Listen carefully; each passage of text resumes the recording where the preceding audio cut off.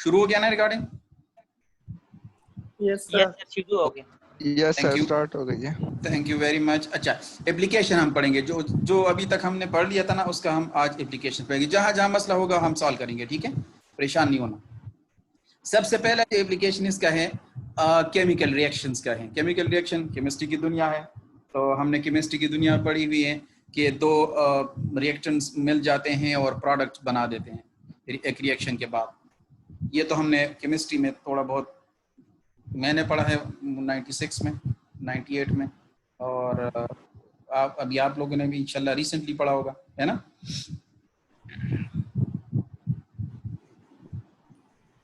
Yes sir. अच्छा, मैंने 98 में ये चीज़ें पढ़ी हुई हैं, रिएक्शन और एक्शन रिएक्शन और प्रोडक्ट और रिवर्सिबल रिएक्शन मुझे थोड़ा बहुत याद है, ज़्यादा याद नहीं है, ठीक है? तो आप लोग क्योंकि फ्रेश हैं, जिन दिनों मैंने पढ़ लिया तो उस वक्त शायद आप लोग पैदा भी नहीं हुए थे, है ना? ये बात सर हमने सर एफएससी तक पढ़ी है ये। हाँ, एफएससी तक। एफएससी आप लोगों ने रिसेंटली किया ना? Yes sir. मैंने कहा मैंने 96 में पढ़ी है, तो 96 में आप लोग पैदा हुए थे? आपकी ताई नो सर, नहीं हुए थे ना? No sir. चले लेट्स स्टार्ट कर लेते हैं, कोई मसला नहीं। खैर देखिए, यहाँ पर हमारे पास suppose that two chemical A and B react to form product C which is written as, ये तो ऑब्वियसली बात है। ये जो K है कांस्टेंट ऑफ रिएक्शन है, रेट कांस्टेंट ऑफ रिएक्शन, मतलब किस रेट से हो रहा है, रैपिड हो रहा है, स्लो हो रहा है, बहुत ज्यादा स्लो हो रहा है, बहुत ज्यादा रैपिड हो रहा है, उसके अकॉर्डिंग, ठीक है? और अगर आप लोगों को याद होते उसको कैटलिस्ट भी कहते थे मेरे ख्याल में, कि किसी केमिकल रिएक्शन अगर बहुत ज्यादा स्लो है तो उसको तेज करने के लिए हम कोई और कैटलिस्ट लगाते थे। कैटलिस्ट लगाते थे ना? Yes sir. Yes sir.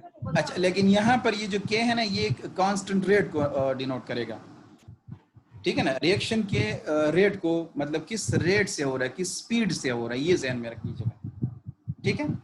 अच्छा, तो फिर कहते हैं for simplicity we will use the symbol C for मतलब प्रोडक्ट, से to refer the both chemicals C and its concentration. फिर लॉ ऑफ मास एक्शन क्या कहते हैं कि दैट dC/dt, यानी केमिकल जो प्रोडक्ट है इसका बनना या इसमें चेंज आना विद रिस्पेक्ट टू टाइम। इसको गौर से देख ले, इसी किस चीज को रिप्रेजेंट करे, ये प्रोडक्ट को रिप्रेजेंट करे। तो इसमें कहते हैं कि the change in product with respect to time is proportional to the product of concentration A and B, यानी जो C है उसमें चेंज आ रही है। चेंज कैसे आ रही है? A और B मिल रहे और C प्रोडक्ट बना रहे हैं, ठीक है? तो उसमें जो चेंज आ रही है वो प्रोपोर्शनलिटी, जो डायरेक्टली प्रोपोर्शनल है किसको? A मल्टीप्लाइड बाई B को, ठीक है? डायरेक्टली प्रोपोर्शनल है किसको? A मल्टीप्लाइड, यानी product of A and B directly proportional, आप लोगों को पता है। फिर जो डायरेक्टली प्रोपोर्शनलिटी साइन को खत्म कर लेते हैं तो हम एक कांस्टेंट ऑफ प्रोपोर्शनलिटी लगा देते हैं और उसमें ये K है। आप लोग मेरी बात समझ रहे हैं? Yes sir. ओके, यहां तक तो बात आ गई है। अब जो है नेक्स्ट स्लाइड पे जाते हैं। ओके, अब इसमें कहते हैं similarly the law of mass action enable us to write equation for the time derivatives of reactants concentration A and B। Okay, ये एक और लॉ था, वही लॉ है, अब A और B के ऊपर अप्लाई हो रहे हैं। यानी जो rate of change of A है with respect to time, that is directly proportional to the product of A and B, ठीक है? और अच्छा, ओह, इसी तरह rate of change of B with respect to time is directly proportional to the product of A and B, ठीक है? Okay, the ODE given by equation number 17, जो ऊपर की इक्वेशन नंबर 17 है ना, ये वाला, ये ठीक है, can be solved analytically using conservation law of conservation of mass जिसे कहते हैं। इसमें क्या कहते हैं? Law of conservation of mass में क्या कहते हैं कि मास can not be destroyed, can not be create, but change from one form to another form. ठीक है? Yes sir. ओके और ये जो ए नॉट और बी नॉट आपको ना ये इनिशियल कंडीशंस है, जैसे हम इनिशियल कंडीशन यूज कर लेते थे ना, तो ये इनिशियल कंसंट्रेशन ऑफ रिएक्टेंट्स है। आप यूं समझें कि ये इनिशियल कंडीशंस है। And no product initially present, मतलब ये है कि प्रोडक्ट नहीं है फिलहाल, रिएक्शन जब स्टार्ट नहीं हुआ है तो डेफिनेटली प्रोडक्ट नहीं है, इनिशियली जीरो है। जिस तरह हम लिखते हैं u of 0 is equal to 0, याद है, या y of 0 is equal to 0 जब हम ODE सॉल्व करते थे, इसी तरह ये भी है।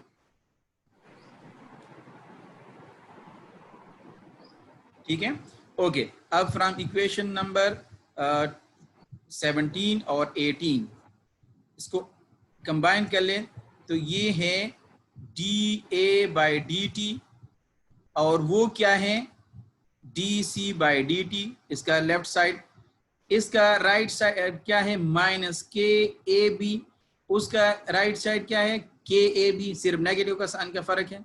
ठीक है, और इसी तरह अगर दूसरे के साथ कंपेयर कर ले तो वो भी यही है। ठीक है, तो अब मैं यहाँ पर थोड़ा सा पेन का सहारा ले लेता हूँ, ये ले, एक मिनट सबर।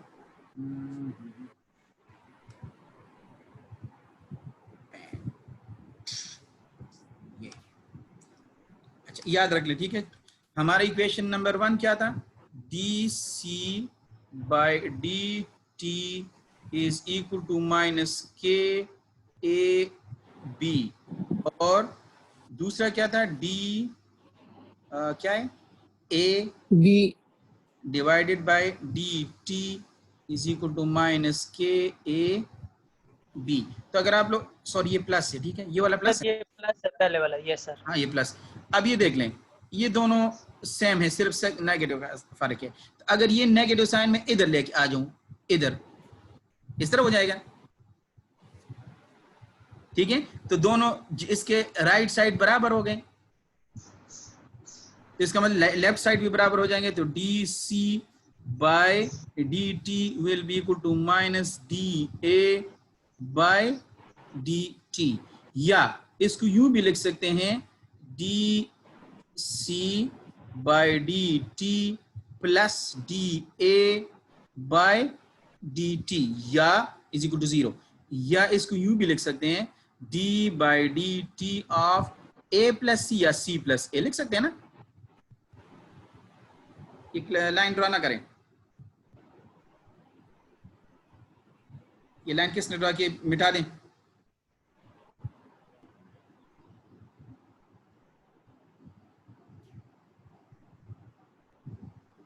ठीक है, अब इसको इंटीग्रेट कर लेते हैं, d/dt of A plus C is equal to, और dt, ठीक है, 0 dt। तो इससे अब मैं कहाँ लिख लूँ, ये जहन में नोट कर लें। इसको जब हम इंटीग्रेट कर लेते हैं तो हमारे पास क्या आ जाएगा, A plus C is equal to, आप लोगों को पता है ना, जब जीरो का किसी कांस्टेंट फंक्शन का आप डेरिवेटिव लेते हैं जीरो आ जाता है, और जब जीरो का इंटीग्रल है तो कांस्टेंट आ जाते हैं। तो वो हम इनिशियल कंडीशन जो है वो पुट करेंगे, वो से हमारे पास A नॉट हो गया, और ये आपकी इक्वेशन नंबर 1 कह रही है, जो भी है। सिमिलरली बाय सिमिलर प्रोसीजर जब आप सॉल्व कर लेते हैं ना, तो आपका आ जाएगा B plus C is equal to B naught. ठीक है, इस तरह से आ जाएगा।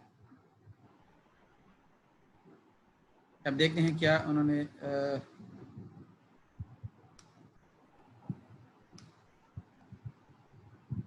ये देखें, इसको इंटीग्रेट किया गया।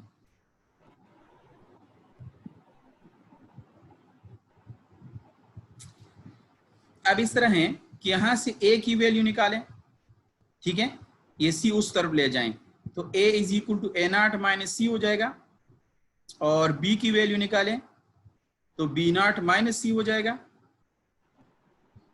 और यही वैल्यूज ए और बी की वैल्यू उठा के इक्वेशन नंबर 17 में यहां पुट कर ले, ए मल्टीप्लाइड बाई बी, के into A multiplied by B. ठीक है, सर इसको इंटीग्रेट किया है या डिराइवेटिव लिया है? ये इसकी जहां मैं मेरी कर Yes, सकता नहीं, इंटीग्रेट किया, बिल्कुल सर। डेरिवेटिव तो ऑलरेडी हुआ है, इसको इंटीग्रेट अच्छा सर, अभी मैंने उस पॉइंट में जो आपको क्लियर करा दिया था उसी तरीका। Okay sir. फिर इस तरह है ना, जीरो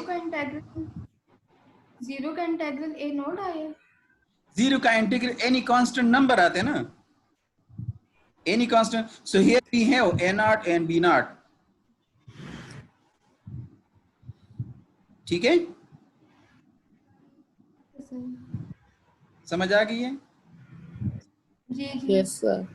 ओके, यहाँ हम तो कांस्टेंट ऑफ इंटीग्रेशन यूज कर लेते हैं, कैपिटल सी यूज कर ले, स्मॉल सी यूज कर ले, but here we have const already initial है हमारे पास ए नॉट और बी नॉट।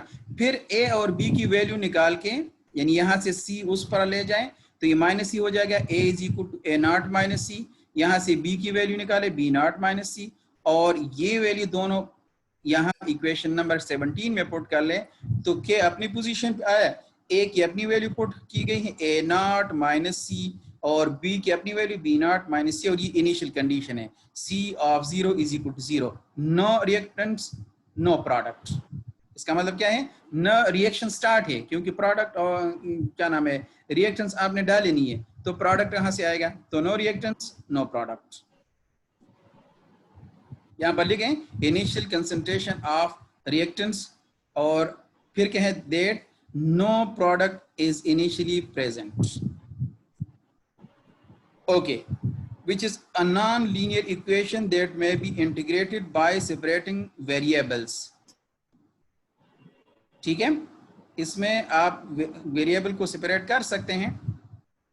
ये जो सी टर्म्स हैं इसको इस तरफ लेके आ जाए और डी टी डायरेक्ट उधर लेके जाएं, तो आप लोगों के सामने नजर आ गया, और फिर डायरेक्ट इंटीग्रेट भी किया गया है फ्रॉम 0 टू सी। सी अभी स्टार्ट नहीं हुआ, ठीक है। ये जो A naught minus C into B naught minus C, इसको इक्वेशन के लेफ्ट साइड पे लेके आ गए हैं सी की तरफ, और डी टी उस पार ले गए के की तरफ, के कांस्टेंट नंबर है उसकी तरफ ले गए, और फिर इंटीग्रेट किया गया है अकॉर्डिंग टू इनिशियल कंडीशन। आप लोग देख सकते हैं सी ऑफ 0 इज इक्वल टू 0, तो रिएक्टेंट्स भी 0 है, प्रोडक्ट भी 0 है। तो फ्रॉम 0 टू सी, अभी सी तो स्पेसिफाई नहीं हुआ ना कि कितना कंसंट्रेशन, कितना प्रोडक्ट हमें चाहिए ताकि हम रिएक्शन रोक लें, तो उन्होंने जनरल बात की है, सी तक की है। ये पॉइंट नोट कर लें, फ्रॉम 0 टू सी। इसी तरह फ्रॉम 0 टू टी, यानी टाइम भी मेंशन अभी नहीं है, और प्रोडक्ट्स का भी कोई तयन नहीं है कि कहाँ तक कर ले, इसलिए जनरल बात की है। तो यहाँ से तो आ जाएगा टी, ये राइट साइड देख लेना, इसको इंटीग्रेट कर ले तो इस टी आ जाते हैं, इनिशियल कंडीशन पुट कर ले तो एक 0 है और एक टी है, तो एक पहला टी आ जाएगा, दूसरा 0, तो वो तो खत्म हो जाएगा, आपके पास सिर्फ के टी आ जाएगी, आपका इक्वेशन नंबर 19। ये जो लेफ्ट साइड है इसको हम पार्शियल फ्रैक्शन से करेंगे। पार्शियल फ्रैक्शन याद है? Yes sir. हाँ, तो आप देख सकते हैं 1 divided by A naught minus C into B naught minus C is equal to small A divide by A naught minus C और plus B naught minus C. इसको सिंप्लीफाई किया गया है, आप लोगों को पता है ना कि A naught minus C into B naught minus C से मल्टीप्लाई कर लेते हैं, फिर हम पुट कर लेते हैं A naught minus C is equal to 0, अगले में पुट कर लेते हैं B naught minus C is equal to 0। ये वो जो आप लोगों ने सेकेंड ईयर में पढ़ा हुआ है, फर्स्ट ईयर में भी पढ़ा हुआ है, इवन कि आजकल मैट्रिक में भी आया हुआ है। सर मैट्रिक में ऑलरेडी अवेलेबल था। हाँ, अब ये भी आया है, पहला नहीं था।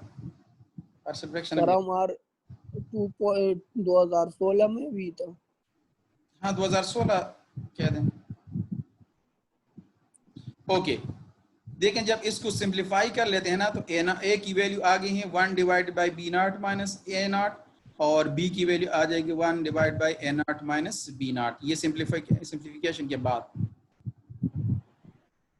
ठीक है, जब ये वैल्यूज पुट कर लेते हैं वहां इक्वेशन नंबर यहाँ ए की जगह और बी की जगह, ठीक है, तो आपका इक्वेशन यू बन जाते हैं 1 divided by A naught minus C into B naught minus C is equal to 1 divided by B naught minus A naught is equal to 1 divided by A naught minus C minus 1 divided by B naught minus. इसकी वजह है कि एक है ए की value है 1 divided by B naught minus A और B की वैल्यू है 1 divide A naught minus B naught. तो इसको इक्वल करने के लिए ना क्या किया गया है, B naught minus A naught किया गया है, तो ये इक्वल हो गए। तो डेफिनेटली जब इसको आप B naught minus A naught करेंगे तो ऊपर नेगेटिव साइन आएगा, यानी माइनस कॉमन ले डिनोमिनेटर से और ऊपर ले जाए B naught minus A naught और फिर उनको कॉमन ले लें। ठीक है, ये पॉइंट समझ गए?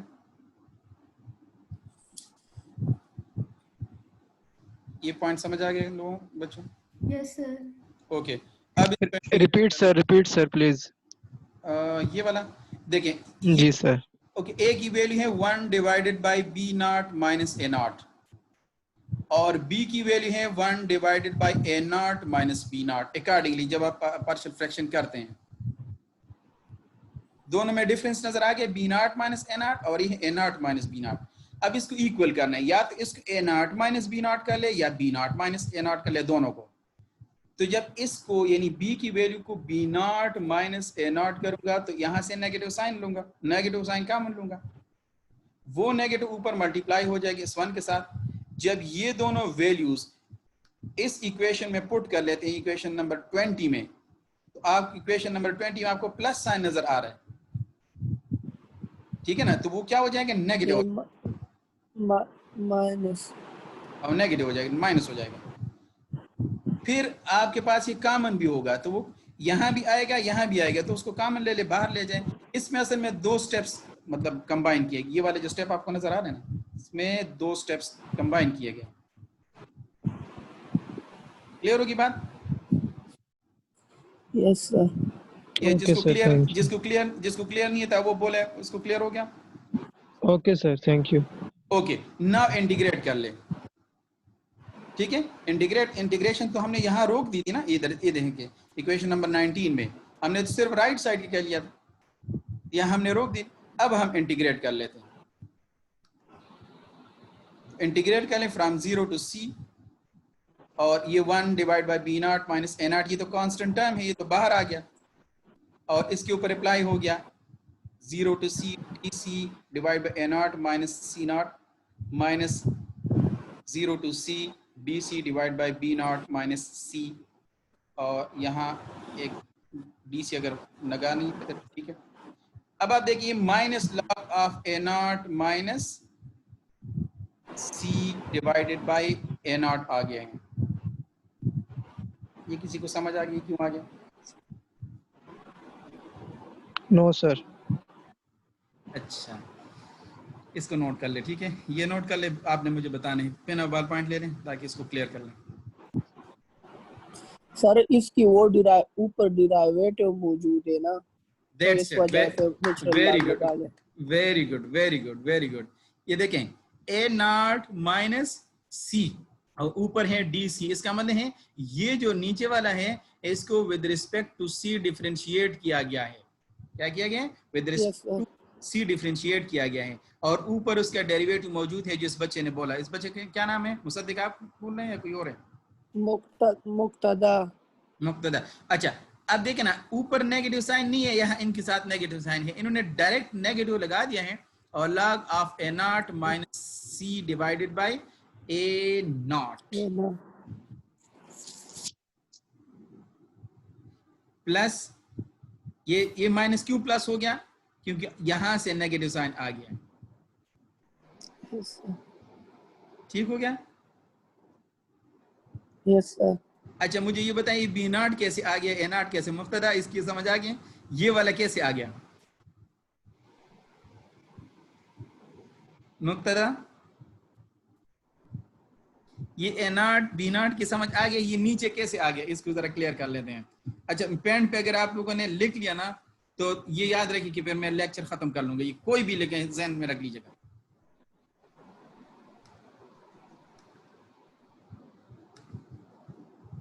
अच्छा ये आपके पास इस तरह से था ना, integral of 0 to c dc by a naught minus c।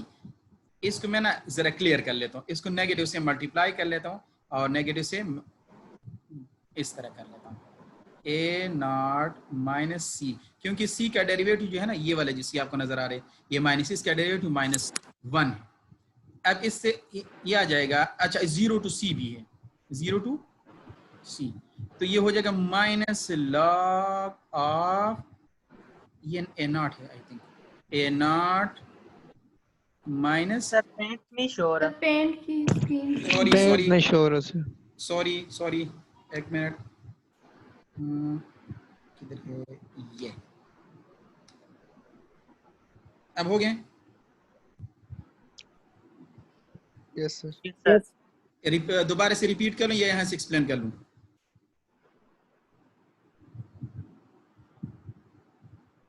जी बेटे कोमल, सही है सर, यहाँ से कर लें। सिरे से कर लूं या यहीं से स्टार्ट कर लूं? स्टार्ट सर से कर सही है, लें। यहाँ से स्टार्ट कर ले सर। चलो यहाँ से कर लेता हूँ। अच्छा ये इस तरह है ना आपके पास 0 to c dc divided by a naught minus c, तो इसका डेरिवेटिव क्या है -1, ऊपर सिर्फ प्लस है, तो ये मैं यूं कर लूंगा, माइनस बाहर मल्टीप्लाई कर लूंगा और एन साइड भी कर लूंगा, dc divided by a naught minus c, और यहाँ 0 to c। ठीक हो गया? इससे आ जाएगा minus log of a naught minus c, और इसका रेंज क्या है, यहां से यहां तक। होपफुली यहां तक आप लोगों को समझ आ गया होगा। Yes sir. ओके, अब मैं नेगेटिव साइन बाहर रख देता हूं और सबसे पहले मैं लिमिट पुट कर लेता हूं। पहले ये लिमिट पुट करूंगा, फिर बाद में ये पुट करूंगा, तो आ जाएगा log of what, log of a naught minus what c C plus, sorry minus,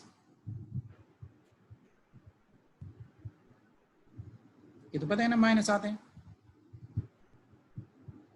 sir ये हाँ बोलो। सही है सर, सही है।